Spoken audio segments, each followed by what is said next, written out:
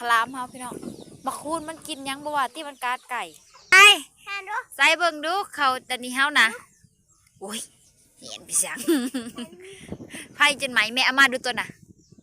ตะวันเอามาดูตัวเป็นอะไรลูกเป็นอะไรแซ่บปะแซ่บเลยยุกแซ่บเลยยุกโป้มึงดู